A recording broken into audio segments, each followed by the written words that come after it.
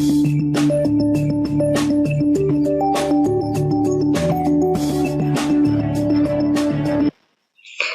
alaikum dear students. Today our next lecture is based on concept of effective teaching. Effective teaching involves talking to the learners about their learning and listening to them. Effective teaching communication पे based होती है, learner से communication पे based होती है। जब तक हम लर्नर्स को, जो स्टूडेंट सीख रहा होता है, उसको सुनते नहीं है, उसके क्वेश्चंस को या उसके माइंड में जो डाउट्स होते हैं, हम उनको लिसन नहीं करते या सुनते नहीं है या उन्हें कोई तवज्जो नहीं देते, तब तक वो नहीं सीखता, क्योंकि उसके माइंड में डाउट्स होते हैं। वो डाउट्स जब तक क्लियर ना हो जाए तब तक वो लर्निंग डेवलप नहीं होती।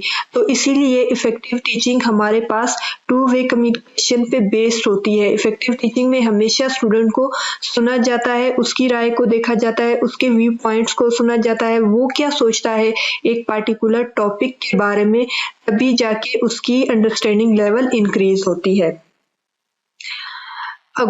Augustine said, I learned not from those who taught me, but from those who talked with me. ठीक है, मैंने उन लोगों से नहीं सीखा जो मुझे पढ़ाते हैं, लेकिन मैंने उनसे सीखा जो मुझे सुनते हैं। मतलब वो उसकी राय को सुनते थे, उसके व्यू पॉइंट्स को सुनते थे, उसके बाद अगर वो कहीं गलत होता था या फिर कहीं पे उसे करेक्शन की ज़रूरत होती थी तो वो उसे करेक्ट करते थे। जब वो कम्युनिकेशन करता था लोगों से, तब उसने ज़्यादा सीखा as compared one way of learning में, मतलब one way of delivering lecture में। Being important person of teaching, teacher जो है ना एक इम्पोर्टेंट पर्सन होने के नाते एंड लर्निंग प्रोसेस, ठीक है, लर्निंग प्रोसेस में टीचर जो है ना एक इम्पोर्टेंट पर्सन होता है। The effective teacher must be highly competent, ठीक है, इफेक्टिव टीचर को कॉम्पिटेंट होना चाहिए इन प्लानिंग में एंड ऑर्गेनाइजिंग इंस्ट्रक्शंस, ठीक है, और उसके जो इंस्ट्रक्शन मटेरियल है वो ऑर्गेनाइज्ड फॉर्म में हो, एक चेन की फॉर्म में हो। ये ना हो कि पहले एक इंफॉर्मेशन स्टार्ट में दी हो, इंट्रोडक्शन, लेकिन जो बॉडी हो वो इंट्रोडक्शन से मैच ना करती हो, और कंक्लूजन ना इंट्रोडक्शन से मैच करता हो ना बॉडी इंफॉर्मेशन से मैच करता हो। इसलिए प्लान और ऑर्गेनाइज्ड फॉर्म में इंस्ट्रक्शंस होनी चाहिए ताकि एक स्टूडेंट और एक लिसनर आसानी से बात को समझ जाए। As well as good in managing classroom environment, okay, classroom environment पर भी टीचर को बहुत अच्छी ग्रिप हासिल होनी चाहिए। फॉर एग्जांपल स्टूडेंट की सिटिंग अरेंजमेंट किस किस्म की है उसे देखना चाहिए। हमारे पास कुछ स्टूडेंट्स जो है ना, मतलब कुछ स्टूडेंट्स की हाइट कम होती है तो वो बहुत पीछे बैठे होते हैं, और जो हाइटी स्टूडेंट्स होते हैं वो आगे बैठे होते हैं। तो जो पीछे स्टूडेंट बैठे होते हैं कम हाइट वाले, उन्हें नजर नहीं आता। और कुछ स्टूडेंट्स ऐसे भी होते हैं जिनकी आई साइड वीक होती है, तो वो बहुत बिल्कुल क्लासरूम के लास्ट में बैठे होते हैं, उन्हें भी नजर नहीं आता, या फिर लिसनिंग प्रॉब्लम में इश्यू होता है। कुछ स्टूडेंट को सुनने में इश्यू होता है, वो बहुत पीछे बैठे होते हैं तो वो सुन नहीं सकते। तो इस किस्म की चीजों पर जो है ना टीचर को ध्यान रखना चाहिए। सेकंड ये कि क्लासरूम में डस्टिंग है, सफाई है, सब कुछ मैनेज है, क्लासरूम का इन्वायरमेंट कंफर्टेबल होना चाहिए। स्टूडेंट टीचर की मौजूदगी में इजी फील करे ताकि वो आराम से टीचर से कम्युनिकेट कर सके, अपनी बात को टीचर के सामने रख सके, अपना कोई भी क्वेश्चन हो वो टीचर से डिस्कस कर सके। तो ये क्लासरूम इन्वायरमेंट में आ जाता है। They want their students to be academically successful। ये तीन मतलब ये सारी चीजें बहुत जरूरी हैं एक टीचर के लिए कि वो प्लान्ड हो, ठीक है, उसका मटेरियल प्लान्ड हो, ऑर्गेनाइज्ड हो, फिर वो क्लासरूम को भी मैनेज कर सके अच्छी तरीके से। अगर इन तीनों पॉइंट्स पे, इन तीनों व्यूज पर जो है ना टीचर की अच्छी ग्रिप है, तभी वो एक अच्छा और एक सक्सेसफुल सिटीजन और सक्सेसफुल स्टूडेंट को डेवलप कर सकता है या प्रोड्यूस कर सकता है। Various aspects of effective teaching. Have outstanding grip to manage the classroom, okay, classroom को मैनेज करने में टीचर का एक बहुत इम्पोर्टेंट रोल है और उसे बहुत अच्छी ग्रिप हासिल होनी चाहिए। ये एक बहुत इम्पोर्टेंट टूल है लर्निंग प्रोसेस में। starting each class with a clear and obvious objective. ठीक है, टीचर को जैसे ही वो क्लास में इंटर होता है उससे जो है ना अपने लेक्चर स्टार्ट करने से पहले अपने ऑब्जेक्टिव्स को बहुत क्लियर और वाज़िया कर देना है कि आज हम ये सीखेंगे। Conclude main points of the lesson at the end of the class. जब सारा लेक्चर डिलीवर हो जाए, क्वेश्चन आंसर सेशन भी हो जाए स्टूडेंट के साथ और एक 5 मिनट का असेसमेंट प्रोसेस भी हो जाए, उसके बाद टीचर्स 5 मिनट में या 5 सेकंड्स में सारे लेसन को कंक्लूड कर दे ताकि जो जितना भी उन्होंने पढ़ा था वो जो मेन पॉइंट्स है वो स्टूडेंट के माइंड में बैठ जाए। Diagnosing common student errors and correcting them through relevant example. Students के जो एरर्स होते हैं या जो माइंड में क्वेश्चन डाउट्स होते हैं वो उन्हें करेक्ट करे और उन्हें दोबारा से उनके कॉन्सेप्ट्स को इम्प्रूव करे। Related to topic, teacher must be able to create comfortable connection to ask any question related to specific topic called effective teaching। Teacher को इस काबिल होना चाहिए कि वो एक कंफर्टेबल कनेक्शन, एक फ्रेंडली कनेक्शन स्टूडेंट और टीचर में डेवलप करे ताकि स्टूडेंट आराम से क्वेश्चन कर सके अपनी टीचर से और इस तरह वो एक इफेक्टिव टीचिंग और इफेक्टिव लर्निंग प्रोसेस को डेवलप कर सके। Teacher should adopt effective instructional strategies. Teacher को इफेक्टिव इंस्ट्रक्शनल स्ट्रेटजीज भी अडॉप्ट करनी चाहिए, like activity method, project and question answer method. Instructional strategies पर बहुत बेस्ड करता है कि स्टूडेंट ने इस तरह से सीखना है। वो लर्निंग प्रोसेस में एक इम्पॉर्टेंट पिलर है इंस्ट्रक्शनल स्ट्रेटजीज। जब तक हमारी इंस्ट्रक्शनल स्ट्रेटजीज सही डायरेक्शन पे नहीं होंगी तब तक हमारा स्टूडेंट नहीं सीख सकेगा। इंस्ट्रक्शनल स्ट्रेटजीज टॉपिक से रिलेटेड होती हैं। कुछ टॉपिक लेक्चर मेथड से हम आराम से स्टूडेंट को समझा सकते हैं, कुछ टॉपिक में हमें प्रोजेक्ट मेथड यूज करना होता है, कुछ टॉपिक हम 2 वे डायलॉग से स्टूडेंट को आराम से समझा सकते हैं और कुछ टॉपिक्स में हमें एक्टिविटीज करनी होती है, कुछ टॉपिक्स में हम प्रैक्टिकल की तरफ जाते हैं। तो इंस्ट्रक्शनल स्ट्रेटजीज बहुत सोच समझ के टीचर एडॉप्ट करता है। रेलेवेंट कंटेंट भी रेलेवेंट होना चाहिए। फॉर एग्जाम्पल अगर सब्जेक्ट या टॉपिक किसी और चीज से रिलेटेड है और एग्जाम्पल किसी और चीज की दी जा रही है या प्रैक्टिकल किसी और चीज का किया जा रहा है तो इस तरह कंटेंट सारा इररेलेवेंट हो जाता है और स्टूडेंट को कुछ भी समझ नहीं आता। इसलिए कंटेंट हमेशा रेलेवेंट और फेवरेबल होना चाहिए। मतलब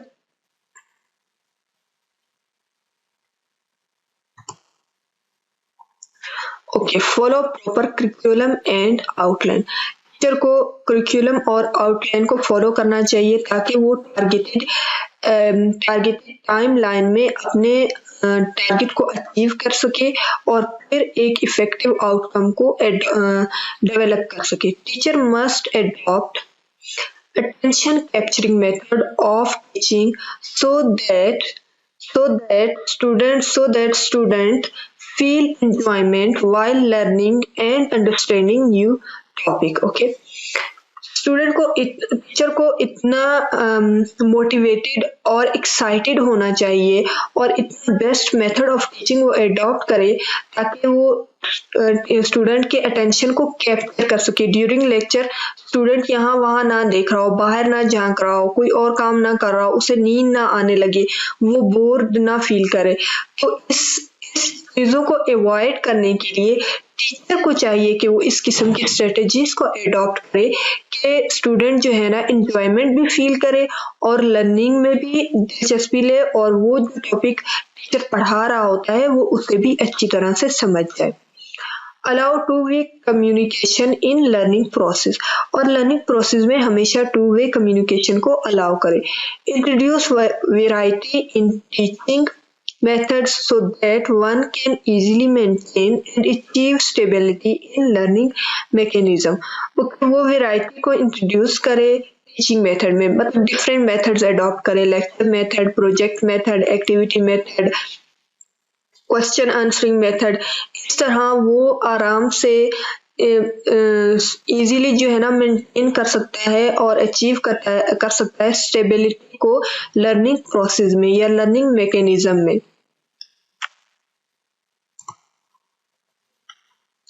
role of teacher for conducive learning environment. It is teacher responsibility to develop a learning environment where students feel motivated to learn within the boundaries and expectations of the safe classroom. Okay, ये teacher की responsibility है कि वो एक learning environment को develop करे। Learning environment वो किस तरह डेवलप कर सकता है? Two way communication, friendly communication, relax environment, classroom effective management and capturing, listening capturing or attention capturing lecture method where student feel motivated. Student जो है ना मोटिवेटेड फील करता है और वो सेफ भी फील करता है क्लासरूम में। फॉर एग्जाम्पल स्टूडेंट को अगर कोई हरासमेंट का प्रॉब्लम है या कोई एब्यूसिव कंडीशंस को वो फेस कर रहा है या फिर रिलीजन और लैंग्वेज और इस किस्म की क्रिटिसिज्म को फेस कर रहा है, तो स्टूडेंट क्लासरूम में नहीं सीख सकता। तो एक टीचर के लिए, टीचर जो एक लीडर होता है क्लासरूम का, उसे चाहिए कि वो सेफ इन्वायरमेंट प्रोवाइड कर सके स्टूडेंट को, ताकि वो रिलैक्स फील कर सके और उसके बाद वो लर्निंग की तरफ दिलचस्पी ले। By modeling, encouraging a safe environment and purposeful rules, ठीक है, वो सेफ इन्वायरमेंट और पर्पसफुल रूल्स को अडॉप्ट करे, एथिकल रूल्स को अडॉप्ट करे, स्टूडेंट को सिखाए कि वो आपस में एक दूसरे की लर्निंग को किस तरह इनहेंस कर सकते हैं, वो किस तरह एक दूसरे की ग्रोथ में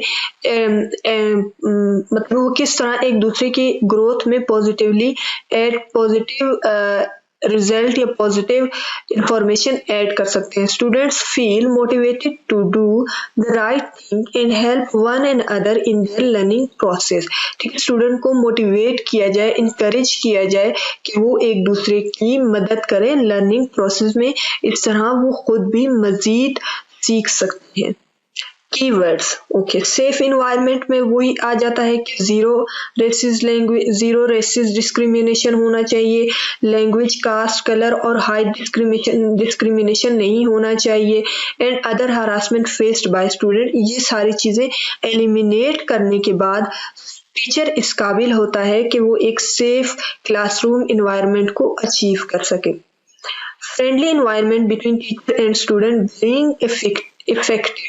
bring effective in learning and sharp growth। ठीक है, फ्रेंडली इन्वायरमेंट जब होता है टीचर और स्टूडेंट में, तभी वो एक इफेक्टिव लर्निंग को भी ग्रूम करता है, इफेक्टिव लर्निंग में पॉजिटिवली ऐड करता है और शार्प ग्रोथ को भी प्रमोट करता है।